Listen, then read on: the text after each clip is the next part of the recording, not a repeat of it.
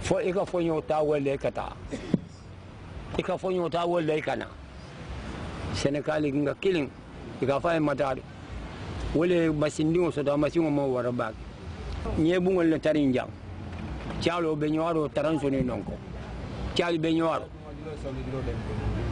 na ci ada nonko ni nyata tiofu be nyoro fulani tala na nye kata fo jide bisaw karo kara silan yaaju be nyimbangi ka fo nyeti jang nye monsoto nye be borta doli ye ko jide bisaw doli ye ko mutani ni ibaka nyi laje doli ngolom bari bamang control.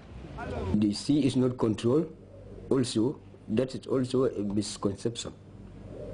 The fisheries department is not responsible for surveillance at sea. It's the Gambian Navy. But the Gambian Navy is in constant contact with the fisheries department, keeping them the list of vessels which are authorized to fish. That's why if you go to Khartoum, you have the Navy having a special office there, so that at least rapid intervention they can do it. Not only industrial vessels which are doing bad fishing, even the artisanal fishermen are doing it. They have, some of them are using nets which are below the mesh size, and according to international FAO, they have seen that conventional management of fisheries have not succeeded as expected. That's why we are now involving the communities, what we call co-management, so that we can manage the resources together. The fish we are catching them with hooks, not with net. But the net fishermen are disturbing all around by using their net and different size of nets they are using normally. That is affecting the fishermen with hand lines and fishermen with fishing rods. Because what the nets are catching is more than what the hooks are catching. And then they normally catch small and big size. We are looking for big size only, no small size. So for that being the case, that's normally disturbing us here. Internationally, hook and line is one of the methods of fishing which is recommended because it's selective. If you put a big hook, you catch a big fish. If you put a small hook, you catch a small fish. That's why sometimes if you go around the Gunjur, Bakau, you see women with catfish, small ones. Because the people catching it are using small hook. That's why the department, with the support of the Banner for USAID project, and also currently we have an UNDP regional project, we want to have a management plan for the catfish.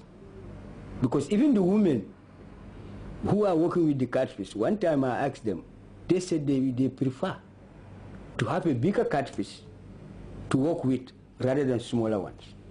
Gunjur became another vibrant landing site along the Atlantic coast owing to its geographical opening to West Coast metropolitan town of Brikama. This makes the traders to trade their fish products to the hinterland settlements.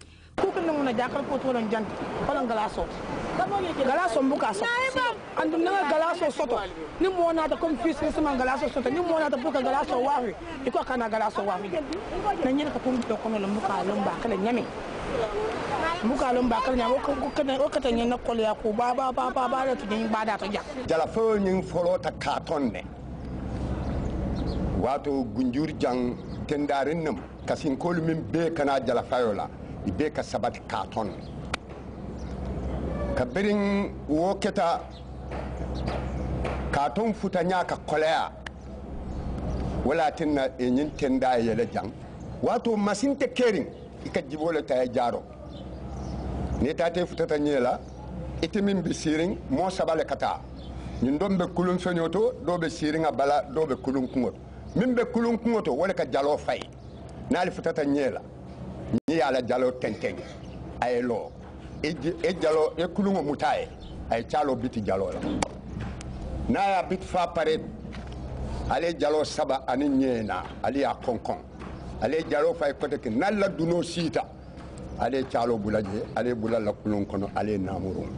With increase in population and the increased demand for fish as alternative cheap source of protein, fishing centers serves as potential attraction for migration, and this led to expansion of the industry. Consequently, this attracted the need for government's intervention to support the local fishing communities, especially those living along the coastal zone of Kombo South District, through collaborative effort with the international donor agencies.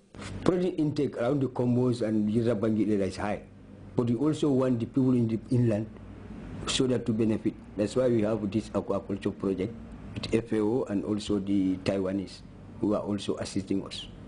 With increased global dependence on the aquatic products and the massive participation of the people of coastal zone in the fishing industry for their livelihood, the government of the Gambia in the Second Republic deemed it prudent to support the development plan through international aid grant to ensure sustainability in the fishing industry. In 2003, the government benefited from aid grant from the government of Japan. This aid was made to support artisanal fishing in Kombo South District.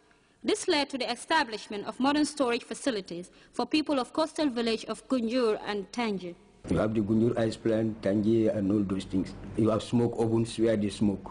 You have dry racks where they dry. So all that is to reduce post-harvest losses in the country, where the women are operating. And then the men, of course, you have men also. You have men bananas, you have men fish smokers, you have men fish dryers.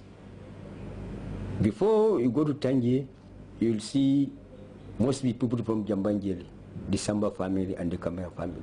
We are the ones who are dominating transportation of fish from here, from the Kombo to the provinces. But now if you go to Tangier, at least you have so many Gambians who are involved in that trade. The artisanal fisheries subsector in the Gambia is believed to provide about 90% of the domestic fish supplies and employs the majority of Gambians in the fishing industry. I started to work in the fishing industry in 1971. Then, we had this fish cold store behind the market, and road market. I worked for them as operations manager. And for some time, they decided to leave the Gambia. They were in joint venture with the Gambia government.